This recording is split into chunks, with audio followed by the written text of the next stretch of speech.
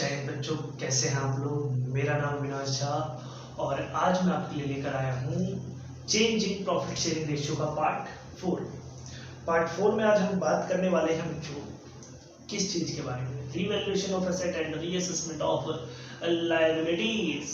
तो आज हम बात करेंगे कि रीवैल्यूएशन ऑफ एसेट और रीअसेसमेंट ऑफ लायबिलिटीज क्या होता है, रीवैल्यूएशन अकाउंट क्या होता है, कैसे बनता है, क्यों बनता है, सारी बातें। सबसे पहले तो हम बात करते हैं क्यों करना है हमें। ये करना इसलिए है, जरा देखिए, अगर दो पार्टनर थे ए और बी और उनकी रेशियो थी 3 और 2, वही दो पार्टनर है, उन्होंने रेशियो चेंज कर ली 2 और 3। तो पहले ए को प्रॉफिट ज्यादा मिल रहा था, बी को कम, मगर अब ए को कम मिलेगा, बी को ज्यादा। ठीक है, अब जरा देखिए, अगर हम आज के आज अपनी सारी एसेट बेचने के लिए मार्केट में निकल जाएं तो हमारी जो एसेट्स है उससे जो प्रॉफिट या लॉस होगा उसमें ए को ज्यादा, बी को कम मिलेगा। मगर अगर भविष्य में फ्यूचर में कभी बेचेंगे तो बी को ज्यादा प्रॉफिट और ए को कम मिलेगा। तो ए बी से कहेगा कि भैया तुमने तो मेरे साथ दगाबाजी की, धोखेबाजी की, फिर इन दोनों में कन्फ्लिक्ट होगा, फिर इन दोनों में लड़ाई होगी, कोर्ट तक केस पहुंचेगा। तो उससे बचने के लिए अभी के अभी एक काम करते हैं, निकालते हैं मान के कि सब बिक रहा है तो क्या वैल्यू होगी और बांट देते हैं, बात खत्म। तो इतने में ही बात खत्म हो जाएगी, क्यों कोर्ट तक जाना। तो इसीलिए ये सब हमें करना पड़ता है कि फ्यूचर में कोई कंफ्लिक्ट ना हो कि अभी प्रॉफिट शेयरिंग रेशियो चेंज किया, बाद में एसेट बेची तो उसमें दिक्कत आए। ठीक है, अब बात ऐसी है कि क्यों करते हैं, इसका जवाब मिल गया। क्या करते हैं ये रीवैल्यूएशन और रीअसेसमेंट, दो वर्ड, इसका मतलब क्या है। एसेट को रीवैल्यू किया जाता है, लायबिलिटीज को रीअसेस किया जाता है। मतलब रीअसेस का मतलब होता है रीकैलकुलेट। लायबिलिटीज की कोई वैल्यू नहीं होती, वैल्यू उस चीज की होती है जो मार्केट में आप बेचने निकलो और बिक जाए। मगर लायबिलिटीज बिकती थोड़ी है, एसेट बिकती है।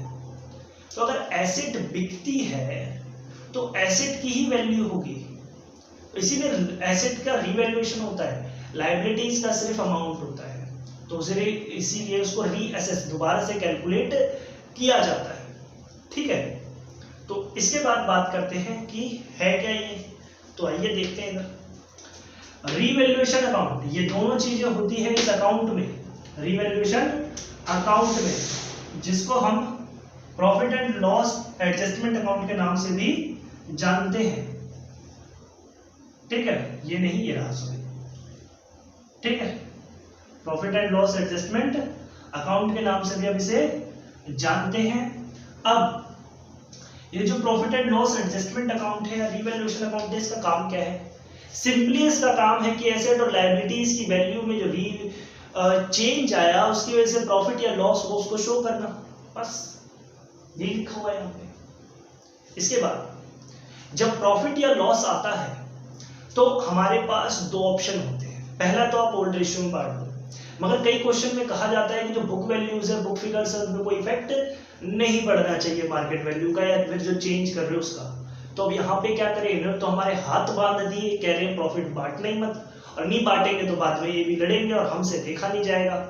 हम भैया अकाउंटेंट लोग, हम कैसे बर्दाश्त कर सकते हैं चीज। तो हमने इसका भी तोड़ निकाला, हमने कहा ठीक है, नहीं बना रहे, हम आपकी बैलेंस शीट की वैल्यूज पे कोई इफेक्ट नहीं डाल रहे। आप एक काम करो, जितना भी प्रॉफिट या लॉस आ रहा है उसके लिए एंट्री पास कर दो, gaining partners capital account to sacrificing partners capital account. इससे भी इफेक्ट हो जाएगा और बाद में इन दोनों के बीच में झगड़ा नहीं होगा। तो इसी के साथ ये बात तो हो गई कि रिवैल्यूएशन और रीअसेसमेंट से क्या इफेक्ट पड़ेगा और कैसे हम कर सकते हैं। अब जरा देखते हैं कि रिवैल्यूएशन अकाउंट की शक्ल कैसी होती है। आइए,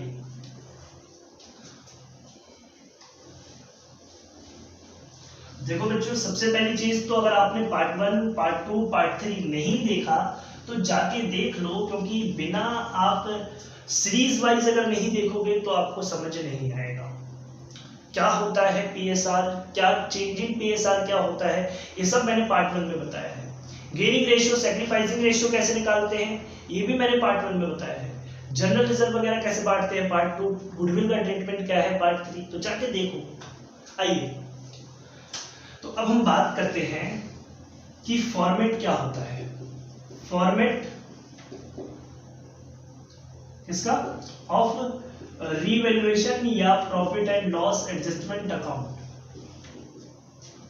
जब अकाउंट है तो टी शेप ही होगा, ठीक है, और कुछ इस प्रकार से बनेगा।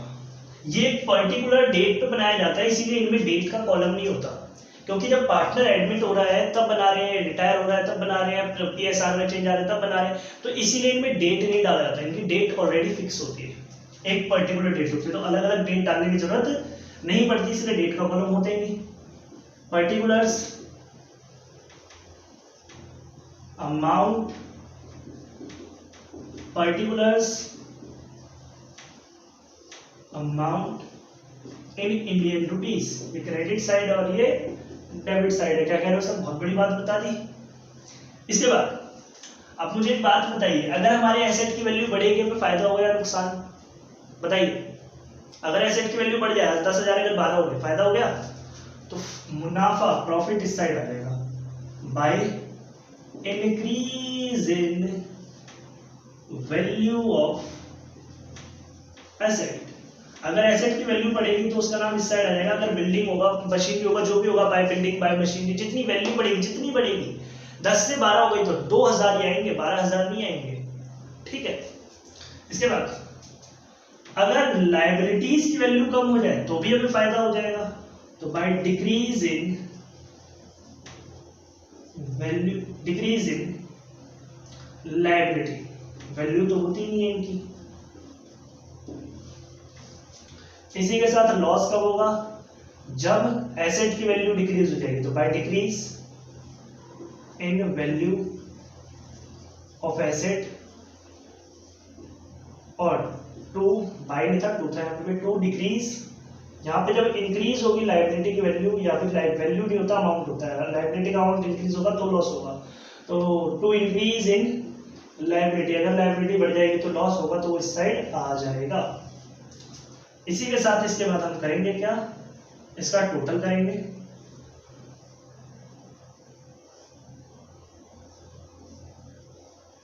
टोटल करके यहाँ पे अमाउंट लिखेंगे, यहाँ पे अमाउंट लिखेंगे। अगर क्रेडिट साइड वाला अमाउंट ज्यादा और डेबिट साइड वाला अमाउंट कम होगा तो यहाँ प्रॉफिट आ जाएगा, to profit transfer to A's capital B's capital. अगर फ्लक्चुएटिंग कैपिटल मेथड से चल रहे हो, अगर फिक्स्ड चल रहे हो तो करेक्ट आ जाएगा। और अगर डेबिट का अमाउंट ज्यादा और क्रेडिट का अमाउंट कम आता है तो इधर लॉस भी आ सकता है, दोनों में से एक ही आएगा, दोनों एक साथ नहीं आ सकते। By loss transfer to A's capital B's capital account, जो भी होगा यहाँ पर हम रेशियो में बांट देंगे। किस रेशियो में बांटेंगे इसे, ओल्ड रेशियो ऑलवेज, ठीक है भैया। तो ये तो हो गया फॉर्मेट की बात। इसके बाद सर तब तक बात क्लियर नहीं होती जब तक एक एग्जांपल नहीं लिया जाता। तो एक एग्जांपल के बाद अपन क्वेश्चन करेंगे। क्वेश्चन हमारा ये रहा, ए और बी पार्टनर है, उनकी रेशियो थी 3:2 की, अब उनकी रेशियो है इक्वल। आपको रिवैल्यूएशन अकाउंट बनाकर दिखाना है फॉलोइंग टर्म्स में, जिसमें सबसे पहले दिया हुआ है value of machinery depreciated by 2000 and 3000 respectively, building appreciated by 10,000, liability 2,000 not likely to be paid, and provision for doubtful debt is 5% on debtor of 20,000। तो अब हमें बनाना है रिवैल्यूएशन अकाउंट। यहाँ बना लेते हैं, छोटा सा ही बनेगा, ज्यादा बड़ा है भी नहीं है। क्वेश्चन बड़ा है, सॉल्यूशन छोटा है।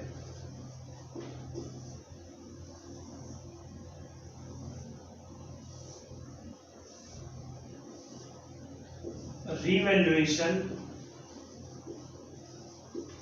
Account, particulars amount, particulars.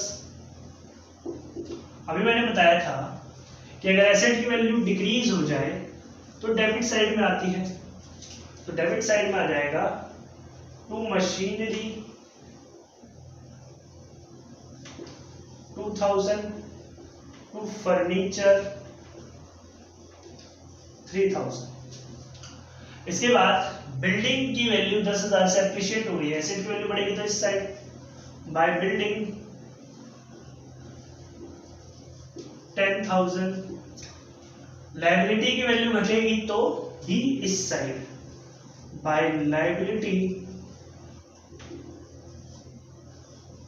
2000।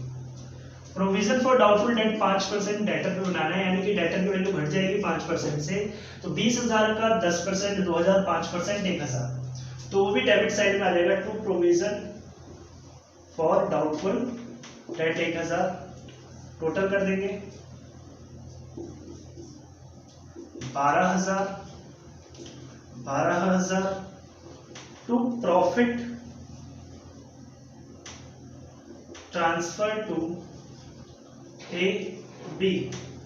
12 में से कितने गए? 5 और 1 6, 6,000 चले गए, बच गए 6,000। ये 6,000 किसमें बढ़ जाएंगे? ओल्ड रेशियो, यानी कि 3:2। तो 5 से डिवाइड करेंगे 6 को 60 को, तो 12 पंजे 60 है ना, 12 3600 और 2400, तो 3600 और 2400। एज सिंपल एज दैट, इतना सही है बिहेवियर वैल्यूएशन फॉर्म।